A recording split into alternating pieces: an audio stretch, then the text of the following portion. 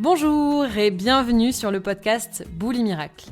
Je suis Kitri et je t'aide à te rappeler que la relation que tu entretiens avec l'alimentation est le reflet de la relation que tu entretiens avec toi-même, avec les autres et avec le monde.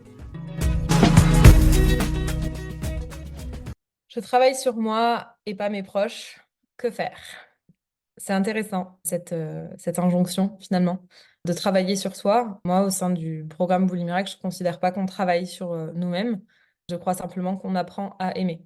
C'est un apprentissage. On apprend à aimer toutes les possibilités que la vie offre et on apprend à aimer toutes les parts de soi et donc toutes les parts des individus qui nous entourent. Et la question même de je travaille sur moi et mes proches, non. Et ça ne peut pas aller que dans un sens, quelque part. Elle vient questionner finalement quelle est mon intention en faisant ce travail sur moi?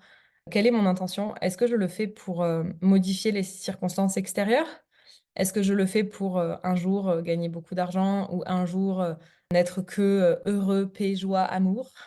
Est-ce que je le fais pour que l'autre devienne comme moi? Ou est-ce que je le fais pour accepter ce qui est? Et en réalité, ce travail, en tout cas au sens du programme que je propose, au sens de Bouli Miracle, il réside en l'acceptation de toutes les possibilités que la vie offre et en toutes les facettes d'un être humain. Et en ce sens, travailler sur soi va dans le sens d'accepter pleinement la personne qui n'a pas envie peut-être de faire cette œuvre.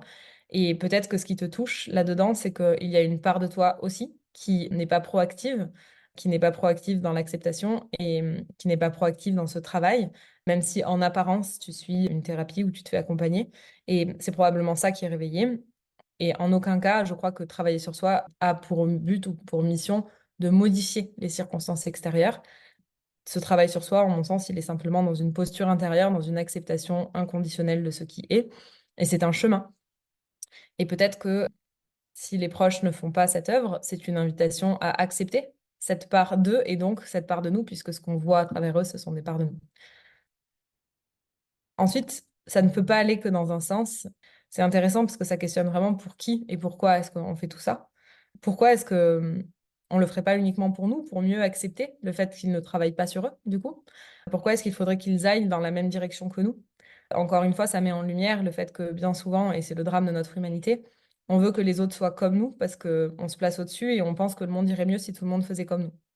Et peut-être que c'est aussi une invitation à, à regarder que finalement, c'est cette pluri-unicité.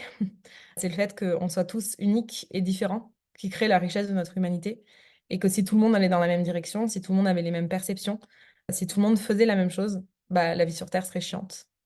Donc là, c'est vraiment une invitation à questionner l'intention avec laquelle tu travailles sur toi. Est-ce que c'est pour accepter tous les êtres, toutes les possibilités? Est-ce que c'est pour modifier l'expérience et que les personnes aillent dans ton sens? Ou est-ce que c'est pour accepter ce qui est?